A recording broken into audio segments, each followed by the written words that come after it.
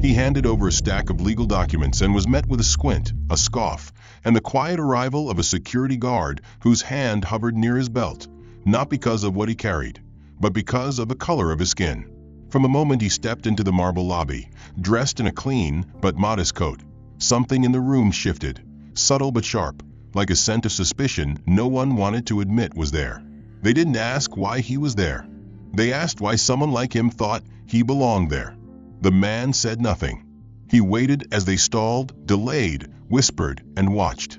They saw his quiet as weakness, his politeness as uncertainty, never once imagining the scale of the storm behind his silence. What began as a routine visit turned into a relentless descent, delays, humiliation, and cold-blooded dismissal. What they never questioned was who he might really be. What they never expected was that their greatest mistake was not how they treated him. It was who they treated that way. You don't want to miss what unfolds next. If this first twist has you asking questions, hit like, subscribe, and tell us in the comments, where are you watching from? And what would you have done in his place? This is just the beginning. Marcellus Hayes stood quietly in the shadow of Delcroft Trust and Savings, adjusting the collar of his beige raincoat against the chill that crept between buildings. The rain had stopped only minutes earlier, leaving behind a wet sheen on the sidewalks and a gray pall across the sky. His loafers, worn but clean, were darkened at the toes from the puddles he'd crossed on the way from the subway. In one hand he carried a soft black leather briefcase, and in the other, a folded umbrella that dripped quietly against the stone steps. Before he stepped inside, he looked up at the towering glass facade of the building. It loomed over him like a monument, grand, cold, impersonal. The etched brass letters above the entrance gleamed faintly. Delcroft Trust and Savings. He had passed by this bank many times before, but this was the first time he had business inside. He drew a breath, pushed through the revolving glass door, and entered. The lobby was enormous and silent, the kind of silence that made heels sound louder, coats feel heavier, and movements feel watched. White marble floors stretched beneath his feet, polished to a mirror finish. Walls of brushed steel and glass rose around him, reflecting shadows. At the far end of the space stood the teller counters, separated by thick glass windows and neat brass dividers. No music played, no voices carried. Just the distant tapping of fingers on keyboards and the occasional creak of an office door opening and closing. He walked across the floor, each step echoing faintly, and approached the open teller window. Behind it sat Darlene Whitmore, tall, slender, dressed in a tightly tailored charcoal blazer and thin-rimmed glasses. Her hair was pulled into a taut bun, her lips painted a pale mauve, her nails sharp and glinting under the pendant lights. She looked up at him once, then looked down, then looked up again. Her eyes scanned his coat, his shoes, the texture of his skin, the slight fray at the edge of his left sleeve. She made no effort to mask her appraisal. No greeting passed her lips. Instead, she reached slowly to her right, picked up a small bottle of hand sanitizer, and pumped twice into her palm. The scent of alcohol filled the narrow space between them. She rubbed her hands together and rested them flat against the desk, waiting. Marcellus gave a respectful nod, opened his briefcase, and removed a sealed leather envelope. He placed it gently on the tray beneath the glass partition and slid it forward. Darlene stared at it for a moment, then at him, then back at the envelope. She pulled it toward herself without a word. Opening it, she extracted the documents inside. 2 certified checks, both issued from regional banks, each bearing amounts well above the 6-figure threshold, along with a notarized letter of authorization from the account holder. Sterling Commercial Holdings, a legitimate enterprise. The seals were intact, the ink sharp and clean, the signatures real. Darlene flipped through the pages once, then narrowed her eyes. Without looking at Marcellus, she picked up the phone beside her monitor and dialed an internal extension. Her voice remained low and deliberate, but the words were pointed. She glanced at him as she spoke. There was no confusion on her face, just suspicion. Just doubt. After a few seconds, she hung up and stood. "Someone will be with you shortly," she said, then turned and walked away. Marcellus remained standing at the counter. No one addressed him. He stood there for several minutes as other customers passed behind him. One teller looked his way briefly, then lowered her gaze. Another began whispering to her coworker, eyes flicking back toward him. After nearly 15 minutes, a man in a navy blazer and a gold name tag reading Leonard, assistant branch manager, approached and gestured for Marcellus to follow him. The two walked down a short corridor lined with abstract art prints and sterile lighting. At the end, Leonard opened a small conference room, barely the size of a utility closet. Inside sat a round metal table, 2 chairs, and a dormant computer monitor. The walls were plain and off-white. The air was cold. Marcellus entered, sat, and folded his hands on the table. Leonard sat opposite and unfolded the documents. He examined the checks with a frown, turning them over as if expecting to find invisible ink. He read the letter twice, then looked up. "Can you explain the nature of this transaction?" Leonard asked. Marcellus replied plainly, offering the background of the business account, the merger funds, and the necessity for the deposit. Leonard nodded slowly, made a few vague notes on a yellow legal pad, and asked for additional identification. Marcellus provided his license and business card. Leonard left the room. Marcellus waited. 15 minutes. Then 20. The door remained closed.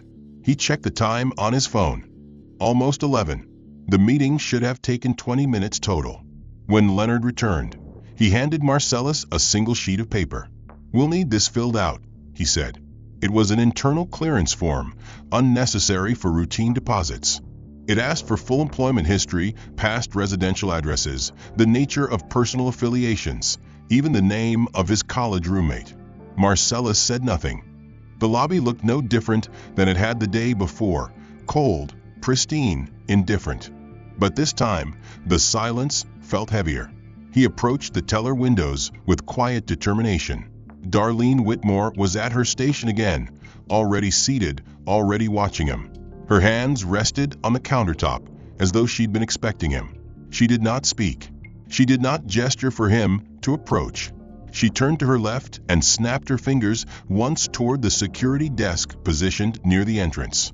The guard there was a tall man with a square jaw and a buzz cut, wearing a jacket too tight for his frame. At her signal, he stepped forward. Marcellus reached the front of the velvet ropes and stopped. The guard stepped between him and the counter, arms crossed, eyes level. "Before we proceed," the guard said, "I'll need you to remove your jacket." The words were casual, the tone neutral, but the intent was sharp. Marcellus looked at Darlene. She stared at his collar, then his shoulders, then his briefcase. She still had not said a word. Marcellus nodded and removed his coat, folding it neatly over his arm. The guard's eyes dropped to his bag. "And the briefcase," he added. "Place it on the counter. Open it, please." Marcellus obeyed.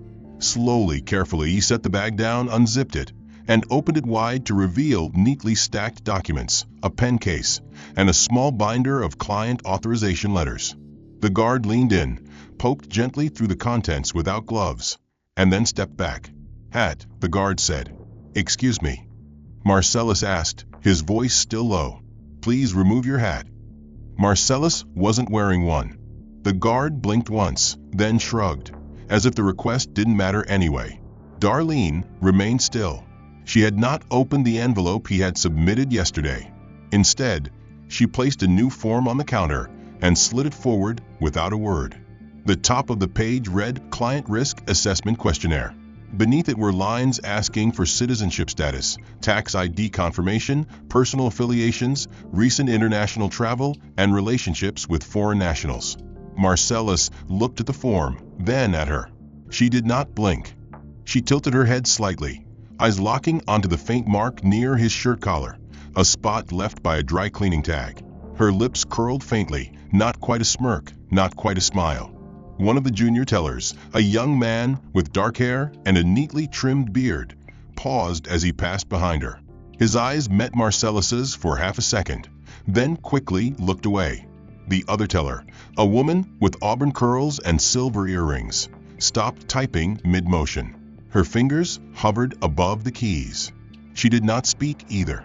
Marcellus realized they were all waiting, watching, not to see what would happen, but to confirm that what they believed about him would be quietly reinforced.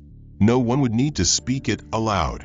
Marcellus took the form and stepped to the nearby table meant for loan applications. He filled it out completely. His pen moved steadily. No hesitation. Each line answered. Each box checked. He returned to the counter and laid the form beside the envelope. Darlene took it without a word, placed it on a stack behind the counter, and returned to her screen. She began typing. Slowly, deliberately. Marcellus waited. 5 minutes passed. Then 10. The screen in front of her blinked with confirmation prompts, but she didn't respond to them. Instead, she pressed the intercom button and said, "Leonard to window 2, please." Marcellus did not look away. Leonard arrived with a practiced smile as blazer crisp, his collar slightly uneven on the left side. "Mr. Hayes," he said, "thanks for returning. We're still working through some back-end verifications. Would you mind stepping into the side office again? Just a few more things to clarify." Marcellus followed. The same room, the same cold air. This time, a different folder on the table. Leonard sat first. "We had some flags come up during the review," he said. "Nothing alarming, just procedural." He opened the folder. Inside were black and white printouts of government watch lists, OFAC compliance forms, and a note stating, "Suspicious high-volume transaction initiated by first-time walk-in client. No known prior relationship. Subject requires enhanced due diligence." Marcellus said nothing. Leonard smiled tightly. "These are just things we run for clients we don't have history with." Marcellus did not respond. Leonard continued. "We'll need additional verification of your business's legal structure, a second confirming notary signature, and a third-party letter affirming the source of funds.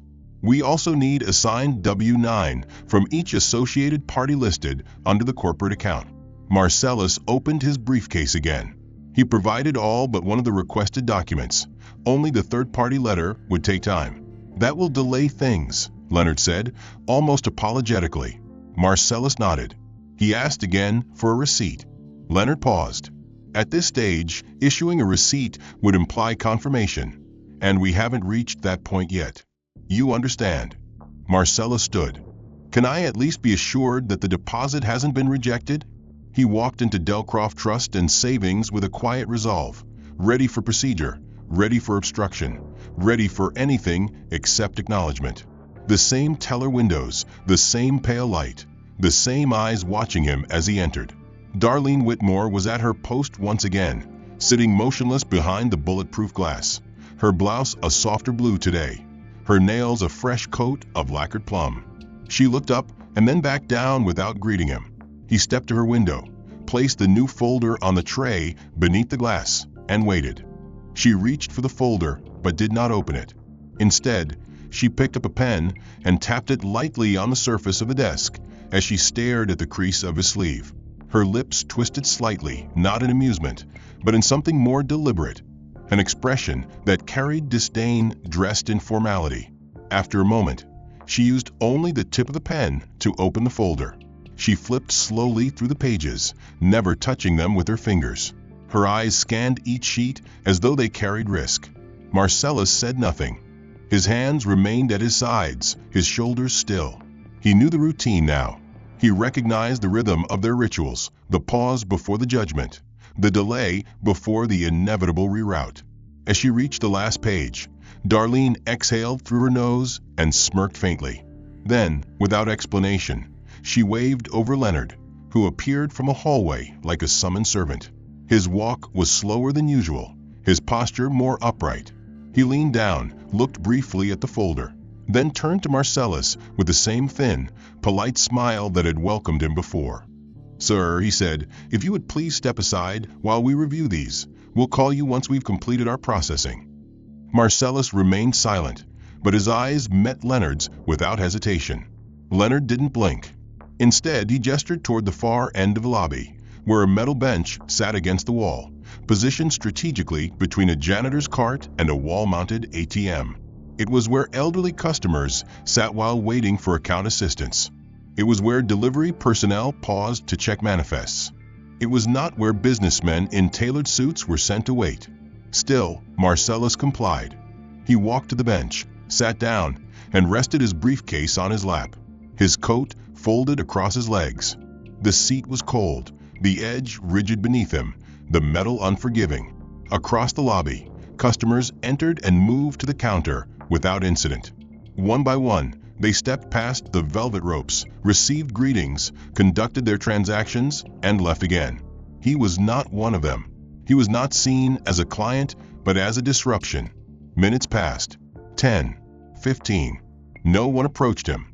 One woman, middle-aged with a designer handbag and a tailored beige coat, glanced at him as she entered, then shifted her gaze deliberately away. A man in a double-breasted overcoat stepped around his legs with a grunt, muttering something about blocking the walkway. Two younger men in matching corporate badges passed by him without slowing, both laughing at something one had said under his breath. Their eyes flicked briefly to Marcellus, but did not stay. Darlene resumed her position at the counter, serving a string of new customers, each greeted with a professional smile and soft-voiced assurance. Leonard was gone, likely behind the glass walls where processing apparently occurred at a pace reserved only for those considered suspect. 30 minutes became 40. A toddler toddled toward him holding a balloon string. The mother quickly scooped her up and turned her away. A woman in a black puffer coat paused near the ATM, glanced at him, then chose to wait for another to open rather than pass him. He began to feel the weight of their avoidance like gravity, not in the form of stairs, but in the absence of them. It was the way eyes skirted past his presence, the way space opened up around him not with invitation, but with cautious retreat. He was not feared. He was not hated. He was merely denied humanity, piece by piece, through absence. His phone vibrated once in his coat pocket. He did not reach for it. He would not make the moment worse by appearing agitated or impatient. Another 10 minutes passed. A teller he had not seen before emerged from the side hallway. She walked across the lobby with a clipboard in hand, approached the bench, and said, "We're ready for you now." Her voice was neutral, barely above a whisper, her eyes not quite meeting his. Marcellus rose without a word. He followed her down the same corridor as before. Same room, same chair. This time, a second chair was occupied. A compliance officer from Regional. He introduced himself briefly, offered a firm handshake, and then opened a laptop. The room was warmer, slightly, but the pressure in the air remained the same. The questions were different now, more precise. Where did the funds originate? What was the nature of his relationship with the firm listed as the beneficiary? Could he produce written records of his conversations with the partners involved? Did he have proof of the original acquisition that resulted in this transaction? He answered each question clearly, deliberately, providing documentation where applicable and offering names, emails, and timelines where asked. Still, the officer frowned slightly as he typed. Darlene entered at some point to deliver another folder, her eyes glancing quickly toward Marcellus before sliding away. The conversation continued. Each question another attempt to pinpoint something irregular, to locate the flaw that would justify the doubt. But there was none. Every answer aligned. Every number matched. Every document was in place. The officer finally leaned back and closed the laptop. "We'll be reviewing all of this at the compliance level," he said. "You should receive an update within 48 hours. When he stepped into Delcroft Trust and Savings, he expected the same sterile routine, the same blank stares and muted hostility, but what met him instead was silence of a colder kind. Darlene Whitmore was not at her station, nor were the usual tellers who'd learned to ignore him. In their place stood a young man in a crisp gray vest and rolled-up sleeves, his ID badge crooked and his demeanor unfamiliar. Marcellus hesitated, then approached. Before he could say anything, the man looked up, blinked slowly, then leaned sideways toward the internal phone. He spoke without making eye contact, mentioning only a name, and then ended the call. 2 minutes later, another man appeared from the hallway, younger than Leonard, with a sharp part in his hair and a stiff walk like he'd only recently been promoted. "Mr. Hayes," he said, not as greeting, but as verification, like reading a file aloud. "Come with me." The voice was neither polite nor hostile, just bureaucratic, indifferent, practiced. Marcellus followed him down a different hallway this time, narrower than before, the carpet dull and worn where countless shoes had scuffed past. At the end of the corridor stood a door marked staff only. The young man opened it and gestured inside without stepping through. Marcellus entered a small room, darker than the ones he'd seen before. No windows, just a desk, 2 chairs, and a filing cabinet with drawers slightly ajar. A single overhead light hummed above. The young man closed the door behind him and walked around to the far side of the desk, where a manila folder sat open, papers already fanned out. "I'm Aaron," he said, tapping the folder. "Junior Accounts Officer. I've been asked to verify something unusual about your claim to this account." Marcellus remained standing. Aaron glanced at him. "You are representing Sterling Commercial Holdings as the lead trustee?" Marcellus nodded. "And you have authority over the movement of these funds?" Again, Marcellus confirmed. Aaron leaned back and sighed, folding his hands over his stomach. "Then recite the last 4 digits of the holding account," he said. Marcellus narrowed his eyes. "Excuse me." Aaron repeated the request, his voice sharper now. "If you're legitimate, it shouldn't be an issue." Marcellus paused, then answered. The number was correct. "And the transfer code you were issued in the authorization letter?" Marcellus gave it. "And the originating bank ID?" Marcellus provided that too. Still, Aaron didn't look satisfied. "And the legal entity listed as the third-party guarantor on the trustee contract filed in August?" Marcellus answered, slower now. His tone hadn't changed, but his patience had worn thin. Aaron closed the folder, tapped it twice, then looked directly at him. "You realize that presenting yourself as a corporate trustee without legal authority is a prosecutable offense under Title 18? Marcellus stared. "I've submitted all the documents." "You've had them for 3 days." Aaron shrugged. "We don't verify authenticity based solely on presentation. You could have pulled these off an old portfolio. Some people are very convincing." Marcellus took a slow step forward, still calm, still composed. "I expect this to be resolved today." Aaron smiled faintly, as if humoring a child. "You can expect a lot of things, sir." With that, he stood, walked past Marcellus, and opened the door. "You'll need to wait outside. We're escalating this to legal and asset management." Marcellus hesitated. "Is there a problem with the submission?" Aaron handed him a paper cup filled halfway with water. The cup was wrinkled. "We'll let you know if we need anything else. In the meantime, just wait." The hallway outside was narrower, lined with plain chairs, a vending machine, and an exit sign flickering faintly above a secondary stairwell. Marcellus sat in one of the chairs, the cup in his hand, his fingers tightening around the ridges of the paper. The door to the office remained open behind him. Clients and employees walked past every few minutes, some slowing when they saw him sitting there, others simply avoiding his presence altogether. He could hear muffled voices through the crack in the doorway. He recognized Leonard's voice, low and clipped. Then another, female, older, unfamiliar. At one point, Aaron returned, standing in the doorway with a new folder in hand. He didn't look at Marcellus. He turned his back and disappeared again. More minutes passed. 30, then 40. The hallway remained dim. A cleaning woman came by with a cart. She mopped the space near his shoes and paused. She looked at him, not unkindly, but curiously, as though wondering why a man in a suit sat in a place meant for janitors and back-office deliveries. He gave a polite nod. She nodded back and moved on. The voices behind the door grew louder for a moment. He heard the words misrepresentation, inconsistencies, and hold flag. Still no one spoke to him. Still no decision made. At one point, a man in a navy blazer, possibly from corporate, walked past and said something to Aaron, who now stood just inside the open office.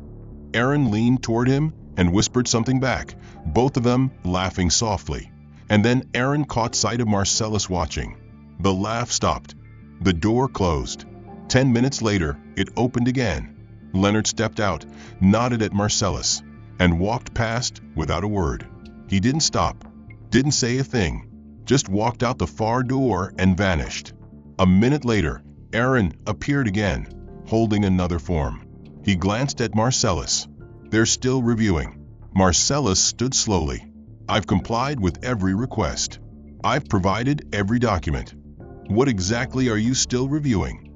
Aaron paused, then stepped closer, lowering his voice. "You've raised questions. That's not something that gets unraised easily around here." Marcellus didn't answer. As he stepped into the marble lobby, the same sterile cold greeted him. The walls loomed with indifference, and the polished floor beneath his feet reflected him back not as a man, but as a silhouette moving alone through enemy territory. The front desk was manned by someone new, a woman in her late 20s with bright pink nails and a headset that blinked with blue light. She looked up, offered a mechanical smile, then her eyes drifted to her screen, lips twitching into something more neutral. "One moment," she said, voice flat. She didn't ask his name. She didn't ask what he needed. She simply picked up her phone, pressed a button, and murmured into the receiver, eyes never lifting again. 3 minutes passed. Then 5.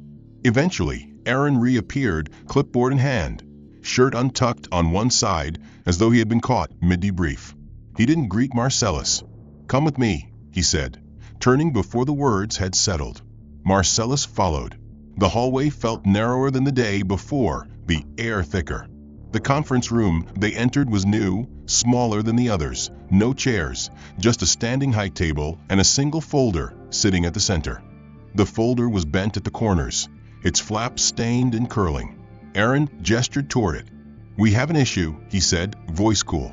"The documents you submitted, both hard and digital, appear to have been misrouted. They're not currently in the system. Legal has no record. Compliance hasn't received the originals. Back office confirms nothing in transit." Marcellus stared at him. "So you lost them," he said. Aaron lifted his hands. "We're not saying lost, just untracked." He picked up the folder and handed it to Marcellus. The paper inside was blank, a fresh submission set. "We'll need you to resubmit everything, from the beginning. Signed, date complete." Marcellus opened the folder slowly. The manila interior was rough, the edges marked with old ink stains, and a faint ring from a coffee mug. It had clearly been used before.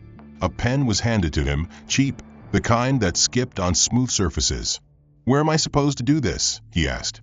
Aaron motioned toward the corner of the room, where a single wooden stool had been dragged into the space. "There's no table there," Marcellus said. "You'll figure it out," Aaron replied, stepping toward the door. "One more thing." He snapped his fingers once, and a second man entered, a new security guard, heavier, silent, his belt creaking as he stepped into the room. He took a position near the exit, feet shoulder-width apart, arms folded. His eyes didn't leave Marcellus. "Company policy requires a staff witness for compliance resubmissions under review," Aaron said before walking out. The door closed softly behind him. Marcellus stood in the cramped space, folder in one hand, pen in the other. The stool's surface was uneven. He placed the folder on it and began to write, balancing carefully. The forms were familiar now: name, business affiliation, signature authority, fund origin, declaration of fiduciary intent. He filled each line steadily. His pen scratched against the paper, occasionally stalling where the ink failed to flow. The guard shifted once, boots creaking, and rested his hand near the base of his belt. Not on the holster, but near it. Marcellus noticed the motion, but said nothing. The moment didn't escalate. It didn't need to. The implication hung in the air like a scent. He continued filling in forms. 20 minutes passed. His fingers began to cramp from the angle, from the cold, from the weight of the situation pressing down with every letter. The guard coughed once, checked his watch, then resumed watching. Not the papers. Marcellus. The man. The presence. A presence under scrutiny. When the last page was signed, Marcellus closed the folder, smoothed the flap down, and turned toward the door. The guard stepped aside. No words exchanged. No nods given. The submission was returned to the front desk, where the woman with the pink nails took it without looking at him and slid it beneath her keyboard. "It'll be logged," she said. No assurance, no confirmation, no receipt. Marcellus turned to leave. As he passed the teller row, he caught a glimpse of Darlene returning from the employee hallway. Her expression didn't change. Her eyes passed over him as though she were reading an air current. He reached the revolving door and stepped through. Outside, the street had filled with people. Horns honked in the distance. Footsteps echoed in clusters. He stood for a moment near the stone pillar beside the entrance, watching the reflection of the building ripple in the nearby glass of a bus shelter. In it, he saw the outline of a man dressed well, standing still, paper folder pressed to his chest, eyes focused on nothing. The submission had become secondary. The struggle now was presence. They had found no flaw in his paperwork, so now they chipped away at his person. Denials framed as accidents. Requests disguised as policy. Surveillance presented as oversight. He walked 2 blocks before sitting at a cafe that had just opened. He ordered a coffee and did not drink it. He reviewed the events in his mind, not once, but 5 times. Each time, he tried to find the moment he'd made a mistake, a wrong move, a misstep that had triggered their treatment. There was none. There was only the fact of him. And that was enough. Inside the bank, a second man stepped up to the counter and placed a folder on the tray. Darlene smiled. He had rewritten the same set of forms into a reused folder and handed them over in silence. He had not protested, not once, but today his breath moved slower in his chest. Today, there was a new weight behind his steps that did not come from the briefcase in his hand, but from the knowledge that he was not being reviewed. He was being erased. As he entered Delcroft Trust and Savings once more, the air inside hit him colder than usual. The marble reflected more sharply. The fluorescent lights buzzed louder. Something about the lobby had shifted. A presence lingered. There were more people in suits today, not customers. Staff. Their shoes were quieter, their walks more direct. Behind the front counter, a new face had replaced the woman with the pink nails. This one wore a dark navy blazer, a tighter bun, and no visible name tag. She looked up when she saw Marcellus approach, her face already rehearsed into blank neutrality. "One moment," she said. She picked up the phone, pressed 2 digits, then hung up. No explanation, no invitation to wait. She simply folded her hands and stared at a spot near her keyboard. A few minutes passed. Marcellus did not sit. He stood, holding his briefcase in his left hand, his right hand resting calmly at his side. Clients entered and walked past him. A man in a beige coat moved toward the teller windows and was immediately greeted. A woman with 2 children passed behind him, glancing at him once, then looking away. No one acknowledged his presence. After nearly 10 minutes, the glass door to the side hallway opened, and a new man entered. He was taller than Leonard, sharper in profile, his suit pressed to near-perfect lines. His shoes mirror-shined. His badge read David M. Langston, Regional Oversight. "Mr. Hayes," he said, stepping closer. "I'd like a word." Marcellus followed him through the side hall and into a new office, this one wider, with leather chairs, a conference table, and 2 hanging screens frozen with Delcroft branding. Langston did not sit. He placed a folder on the table and opened it without looking at it. "We've completed our initial evaluation," he said, his voice practiced and dry. "At this point, Delcroft Trust and Savings has decided to update its policy on corporate-level transactions. Effective immediately, we no longer accept walk-in clients for accounts of this nature." Marcellus blinked. "So this is a new policy," he said. "Since when?" Langston straightened. "Since this morning. And I suppose you created it for this very circumstance." "It applies to all future cases," Langston replied evenly. "You may still process this transaction, but only through the proper channels. Through our corporate access verification hotline." He reached into his blazer, withdrew a small glossy card, and handed it to Marcellus. It read Corporate Access Division with a 1 to 800 number and no name, no extension, no location. "Once you verify through the hotline, we can continue," Langston said. Marcellus turned the card over in his hand. The back was blank. "What exactly is this number connected to?" he asked. "Our verification queue," Langston said. "You'll be prompted with directions." "Who do I speak to?" "It depends on routing," he replied. "Sometimes compliance, sometimes legal." Marcellus tucked the card into his coat pocket. "Is there a receipt for this encounter?" "There's no need," Langston said. "We haven't processed anything. We're simply directing next steps." "So the documents I submitted twice are now void?" Langston looked at the folder but didn't touch it. "They're no longer valid under the updated walk-in policy." Marcellus closed his briefcase, stood still for a moment, then turned and walked out. As he entered the lobby again, he moved toward the counter. Darlene had returned. She stood behind the teller glass, talking to another employee, but stopped when she saw him approach. Marcellus stopped at the edge of the velvet guide rope. "I need to verify whether the hotline provided actually connects to your corporate division," he said. "I called it on the way out of the office, just now. It disconnected immediately." Darlene raised her chin slightly. "Sir, I'm not in charge of corporate numbers," she said. "But someone here is," he replied, his voice steady. "Because what I've been handed is not a protocol. It's a diversion." "Sir," she said again, her voice louder now, projected clearly enough to carry toward the nearby chairs. "If you continue this, I'll have to ask you to step away from the counter." "I've submitted everything you asked for," Marcellus said. "I've followed every rule. Now I'm being told I can't proceed unless I call a number that doesn't work." "You're causing a disruption," Darlene said, her voice rising again. Heads began to turn. Clients sitting in the waiting chairs leaned forward.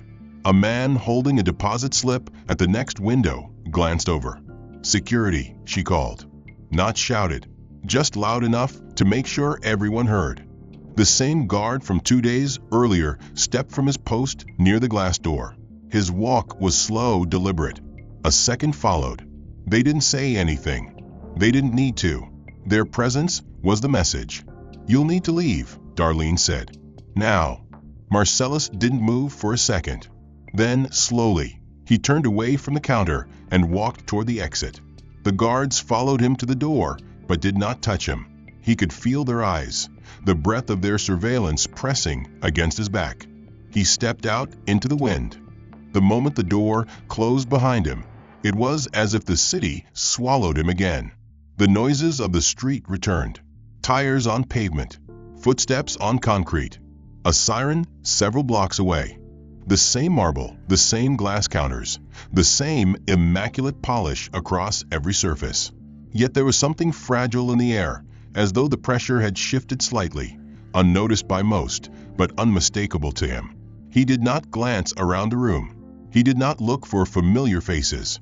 He walked straight ahead with steady, unhurried steps and approached the front desk. The receptionist behind the counter was new again, a young man with nervous eyes and fingers tapping lightly against the keyboard as he looked up. "May I help you?" he asked, tone-clipped. Marcellus didn't answer the question. Instead, he said a single name. "I'd like to speak with Madeleine Cordell." The name landed without preamble, without explanation. The receptionist blinked. Excuse me?" Marcellus repeated it, calm, firm, not loud, but unflinching. "Madeleine Cordell. Tell her Marcellus Hayes is here." The young man faltered, nodding slowly as if unsure whether to question the instruction or follow it. He picked up the phone and dialed, whispering something into the receiver while his eyes remained locked on Marcellus. When he hung up, he didn't speak again. He only gestured toward the waiting area. Marcellus did not sit. He stood still, hands at his sides, his face unreadable. He didn't pace. He didn't sigh. He simply waited. For once, no one approached him. No security guard hovered. No form was slid toward him. In the corner, 2 tellers leaned toward each other, whispering. One of them looked over, then looked away, quickly. Another employee, wearing a name badge clipped at an angle, walked across the lobby and paused mid-step upon seeing him. She turned and disappeared through a side door. The murmurs began not as speech, but as silence pulled taut. Footsteps slowed. Eyes lingered. The receptionist shifted in his chair. From behind the frosted glass of an upper-level office, a shadow moved. Then another. It took 6 minutes. Then the door to the private hallway opened, and Madeleine Cordell stepped out. Branch director, embossed on her badge in gold. Her presence was different from the others, not just in posture or polish, but in the way she scanned the lobby with deliberate caution. When she saw Marcellus, she stopped. Her hands froze at her sides. Her expression did not break, but her body betrayed the stillness of recognition. She walked forward, shoes clicking faintly against the tile, stopping 2 feet in front of him. "Mr. Hayes," she said, voice smooth but strained. Marcellus nodded once. "Ms. Cordell," he replied. "Shall we speak?" She glanced over her shoulder, then back to him. "This way, please." She led him past the velvet ropes, past the teller windows, through the side corridor and into her office. It was large, warmer than the others, decorated with soft lighting, abstract art, and awards positioned with care on shelves lined with industry magazines. She gestured to a seat. Marcellus remained standing. She did not sit either. "I understand you've been attempting to process a transaction," she began, already defensive. "A high-value submission involving a trust account with Sterling Commercial Holdings." Marcellus said nothing. She continued. "Unfortunately, due to some procedural transitions, you knew who I was the moment you heard my name," he said quietly. Not a question, a statement. Her breath hitched slightly. "I knew of your affiliation," she said carefully. "Your name came up last quarter during a merger report. And yet your team has denied me access, lost my documentation, assigned me security oversight, and handed me disconnected contact numbers." Her jaw tightened. "The bank has protocols, Mr. Hayes." "No," he said. "The bank has people who choose when to apply them." The silence stretched. Outside the glass walls, shadows moved. Employees walking past slowed near her door. Madeleine Cordell straightened her shoulders. "Had I been informed earlier, you were informed," he interrupted. "You had my name. You had my papers. You had full authority to step in on day one. I didn't realize the urgency. You didn't realize the optics." That broke her posture slightly. Not much, but enough. Her hand moved toward the desk, tapping a pen once against the surface. She didn't respond. Marcellus stepped forward 1 pace. "I am the lead fiduciary officer of Sterling Commercial Holdings. I hold full control of this asset. I have reported to this branch daily for a full business week, only to be delayed, insulted, monitored, and redirected into falsified procedures designed to frustrate my access." Her eyes darted toward the hallway. "I'll need to speak to legal," she said quietly. "And I'll need an apology," he replied. "In writing. To Sterling. And to me." Her lips parted, but she said nothing. "You knew," he said again. "Not the first day. But the second? You knew." Her silence was confirmation. "Then you allowed them to proceed. You chose not to intervene. You chose to watch it unfold, waiting to see if I would break." She turned to the window, lifting the blinds with a quiet flick. The lobby was half visible from her office, filled now with customers, many standing. One of the security guards hovered near the front, watching the door like before. "If you escalate this further," she said slowly, "we'll be required to document internal mishandling. Compliance will be forced to conduct a review." "Then you'd best prepare for that review," he replied, "because I'm no longer here for access. I'm here to show you who I am." Her gaze dropped. "And who is that exactly?" Marcellus took a card from his coat pocket and placed it on her desk. A single unbranded business card, embossed with silver lettering. No logo, no title, only his name and a direct contact number. She picked it up and studied it. Then her face changed. Slightly, almost imperceptibly, but it changed. Her throat moved as she swallowed. "You're the trustee for the York Infrastructure Fund." Marcellus said nothing. "The same fund managing the redevelopment contracts in our western region." Still no reply. She set the card down carefully. "I will personally ensure the remainder of your transaction is expedited." From the moment Marcellus crossed the threshold, eyes followed him not in disdain, but in calculated assessment. The young man at the front desk adjusted his tie twice, his hands trembling slightly as he picked up the phone to announce that Mr. Hayes had arrived. No longer Marcellus. Now it was Mr. Hayes. That small syllable change spread like a ripple through the fabric of the branch. Darlene was not behind the counter today. Her workstation sat empty, her nameplate still visible but unmanned. In her place was the teller with auburn curls and silver earrings, the same one who had once paused mid-keystroke as Marcellus was made to wait. She didn't avoid looking at him this time. She offered a faint nod. Nothing forced, just acknowledgement. Leonard was seen briefly walking across the hallway toward the elevator, his steps shorter, his shoulders tighter. He held a thin folder close to his chest and did not look up. The elevator doors closed behind him with a muted chime, carrying him upward to the floor where policies were not just enforced, but audited. At the top of the building, in the corporate suites overlooking the city skyline, Madeleine Cordell had already spent 2 hours in conversation with her regional superiors. The revelation of Marcellus's authority had triggered more than just embarrassment. It had ignited a compliance emergency. Within hours of his departure the previous day, emails had been flagged. Internal logs had been reviewed. Multiple inconsistencies were already under scrutiny. Recorded interactions, forms resubmitted, missing digital trails, delays unjustified by any written policy. Sterling Commercial Holdings, acting through its legal representative, had submitted a formal letter of concern to Delcroft's parent entity. It stated that the trustee of the York Infrastructure Fund had encountered repeated obstruction at one of their primary locations, and that all affiliated banking institutions were now under reevaluation. A spreadsheet had been attached listing institutions currently managing portions of the fund's diversified holdings. A subtle threat, executed with corporate precision. In the lobby, Marcellus sat motionless, legs crossed, hands resting lightly on his knee. He was not called into any room. He was not asked to wait in a side hallway. He did not hold papers or answer questions. He simply occupied space. And that space bent around him. Clients continued to move through the lobby, but now their glances toward him carried uncertainty, not judgment. Employees stepped quietly. Conversations behind glass walls softened to whispers. A group of internal auditors arrived just after 10, their badges displayed, their briefcases identical. They did not enter through the front. They came through the rear service entrance and were escorted up the stairs without fanfare. One of them passed through the lobby and paused briefly at the sight of Marcellus.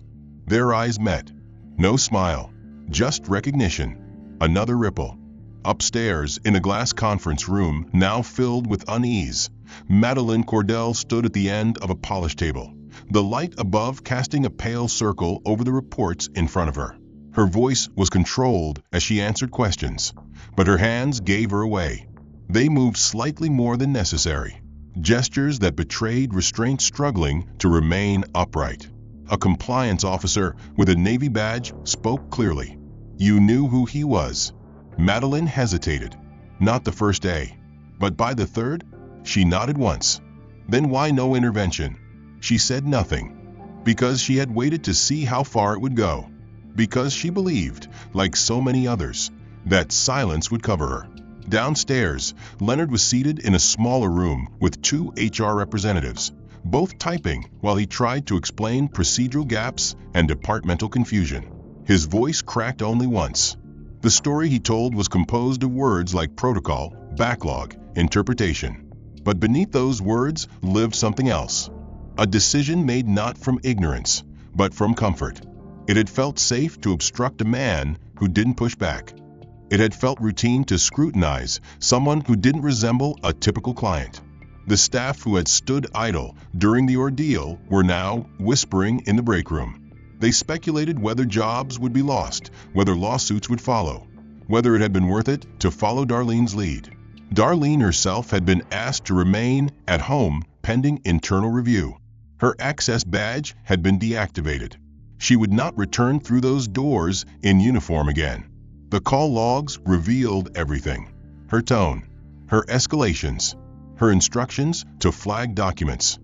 A second security guard had already filed a report indicating that he had felt pressured to remain near Marcellus under unspoken direction, even when no policy justified such proximity.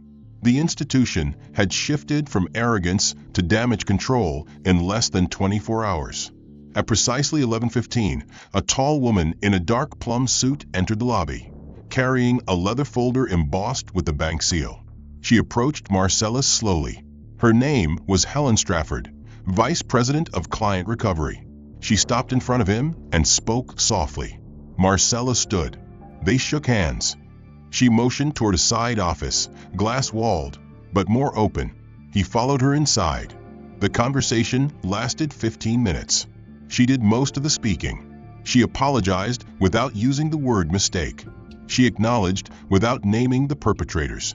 She offered expedited service, direct access, and future priority status. He did not respond to most of it.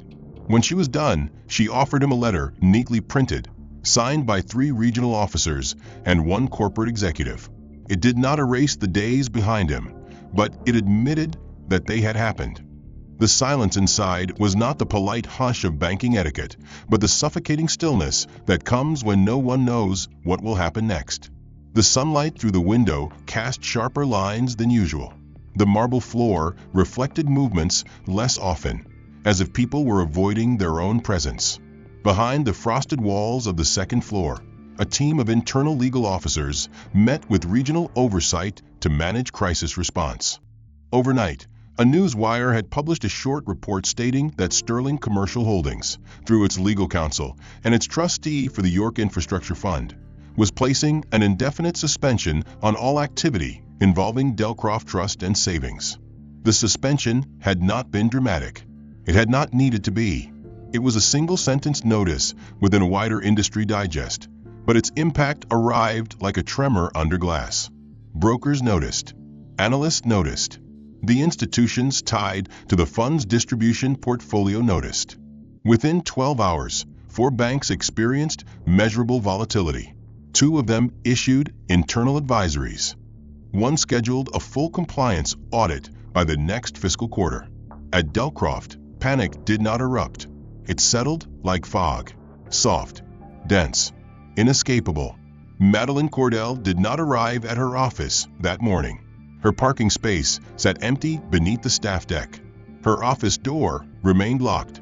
On her desk, left precisely in place, was the letter Marcellus had placed there, the one with his embossed name and nothing else. In her absence, all departmental correspondence was being rerouted through regional. Leonard arrived at 8:13 a.m. and was met at the staff entrance by 2 men from legal services. He did not make it to his desk. His contract was placed on administrative hold pending full review of procedural compliance. He was asked to surrender his building badge and told he would be contacted by HR. He did not argue. He did not speak. He walked out with his eyes low and his coat folded over his forearm, as if trying to shrink beneath the ceiling that had once granted him power. Darlene, who had been placed on remote leave 2 days earlier, received her formal notice of pending litigation review at exactly 9:02 a.m. It was delivered in person by a courier wearing a badge from a private legal firm retained by Sterling Commercial Holdings. The envelope contained not just a request for testimony, but evidence logs attached to her internal email history. Screen captures, timestamps, client interaction summaries. She read it once and left it on the counter. Then she unplugged her phone. Then she sat down. No one from the branch had called her. No one from her team had asked how she was doing.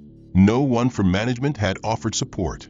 She had become something else now, an exposed link in a chain that no one wanted to admit they had helped build. In the Delcroft lobby, the security guard leaned heavier on his post, shifting less often, not out of laziness, but because there was no longer anyone to monitor. The figure he had shadowed for days had not returned. Marcellus's absence was not an empty space. It was a statement. It was a pressure. It was a reminder that some damage isn't loud, it lingers. At the far side of the teller row, one of the new staff quietly scanned a folder and whispered to her colleague. She was reviewing transaction logs from the previous week. Her eyes widened at the frequency of Marcellus's name, at the number of times his file had been reopened, reassigned, resubmitted. Her voice trembled when she asked whether any of it had been approved. The response she received was a shake of the head. Nothing had ever been approved. Only delayed, only reviewed, only handled. In the boardroom upstairs, a digital screen displayed a list of all Sterling-controlled asset accounts active in the past quarter. Delcroft held 3 of them, all now suspended. A loss in trust, a loss in visibility, a loss in projected earnings. A risk profile now amended in real time. "We need a strategy," one director said. "No," replied another, "we need a confession." Outside, in a building across the street, a junior financial writer for a local paper stared at his screen, uncertain whether to publish the story he had been compiling. He had no direct quotes, no interview, just pattern recognition and a whisper from someone in the compliance division. But the story was writing itself. A fund that had grown quietly to manage critical infrastructure holdings was now pulling away from one of the oldest banks in the city. A client who had been treated like a ghost was suddenly seen as a fault line. What he lacked in official statements, he found in silence, in non-denials, in the way executives refused to speak on record. The public did not yet know Marcellus Hayes's name, but inside the industry, his name was now a warning. In the cafeteria on the 5th floor of Delcroft's regional building, 3 compliance interns sat huddled over a tablet, scrolling through a timeline of events based on timestamps from door entry logs, meeting records, and security pings. One of them whispered, "This guy's the reason we're in audit now." The other shook his head. "No, he's the reason we finally got caught." At precisely noon, a corporate-wide email was sent from the office of Delcroft's executive risk officer. It stated that a formal review process had been initiated to evaluate client treatment, protocol enforcement, and fiduciary responsibility across all major branches. Delcroft's corporate office had sent 2 transition officers to supervise the branch, while regional teams conducted interviews and data reconciliation. No one was terminated outright in the public eye. No loud firings or hasty walkouts occurred. But slowly and with purpose, changes were made.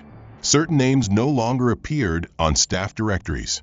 Certain office doors remained closed. New hires were introduced, not just with credentials, but with statements of principle. A new director, Patrice Holloway, was brought in to replace Madeline Cordell. Her experience came not just from banking, but from nonprofit financial justice initiatives across the Southeast. Her appointment was not ceremonial. Her presence altered conversations immediately. At her first internal meeting, she laid out a 3-month plan that included compliance retraining, mandatory equity workshops, anonymous grievance reviews, and community partnerships designed to make the institution visible not only to stakeholders, but to the people who had been overlooked for decades. The plan was not revolutionary, but it was unignorable. It carried weight because it came with authority and with apology. Madeline submitted her resignation in a letter that was circulated internally and later published in the quarterly compliance bulletin. In it, she did not list accomplishments or tenure. She wrote instead that leadership must always be willing to listen before consequence forces silence. She admitted to oversight not just in process, but in presence. Her final line read, "No one should have to prove they deserve dignity before receiving it." Darlene was not fired. She was offered mediation, 3 sessions with a civil rights educator and a reconciliation advisor. At first, she declined. Then, she agreed, not to justify what she had done, but to try to understand why it had been her instinct to dismiss, to escalate, to dehumanize someone who never raised his voice. During the second session, she said for the first time that her training had taught her to follow patterns, not question them. She admitted that those patterns had failed her, that she had failed herself by following them without thought. She did not cry. She did not ask for forgiveness. But she sat through the full session. And when she left, she took a pamphlet from the table titled, "Bias Isn't Just a Flaw, It's a Lens." She did not return to the branch, but she began volunteering at a local community co-op, helping seniors fill out paperwork for state benefit programs. She did not tell them what she used to do. She just listened. Leonard took longer to respond. His contract had been placed on hold indefinitely. He received no direct reprimand, but he knew what the silence meant. He cleared his desk in 15 minutes, accepted the conditions, and quietly declined a lateral move offered by a sister branch. He did not speak to most of the staff as he left. A month later, he took a part-time position at a community finance center in Newark, teaching high school students how to open their first accounts and manage budgeting. On the second day, he recognized the eyes of one student, suspicious, tired, alert. He saw himself reflected there, not as a teacher, but as the man behind the glass who had once chosen the wrong thing in a moment, when the right choice had been quiet and easy. He told that student that his first paycheck mattered, not because of the amount, but because of the proof that it belonged to him. The student smiled for the first time all morning. Marcellus Hayes never returned to Delcroft. He had no need to. His work with Sterling Commercial Holdings continued, uninterrupted. He expanded the York Fund's outreach programs into 2 additional cities and began directing quarterly equity reviews of all partner institutions. The name Delcroft was no longer on the list, not because of revenge, but because trust, once broken, must be earned again without pressure or performance. Still, one morning in late spring, a letter arrived at his office. It was addressed only to him. No return name. No signature. The paper was plain. The ink was blue, handwritten. It did not begin with an apology. It did not ask for forgiveness. It simply described a moment. The writer had been in the lobby the day he sat alone, had seen him waiting, had said nothing, had done nothing. The letter ended with one line: "We finally saw you. We see you now." Marcellus folded the letter and placed it in a drawer in his office. He did not frame it. He did not show it to others, but he kept it. The end. If you found this story powerful or thought-provoking, make sure to like and subscribe to stay updated with more narratives that shine a light on injustice and redemption. I'd love to hear your thoughts. What did you think of the plot, the turning point, or the character arc of Marcellus? Where are you watching or reading from? Drop a comment and let's talk about the impact this story had on you.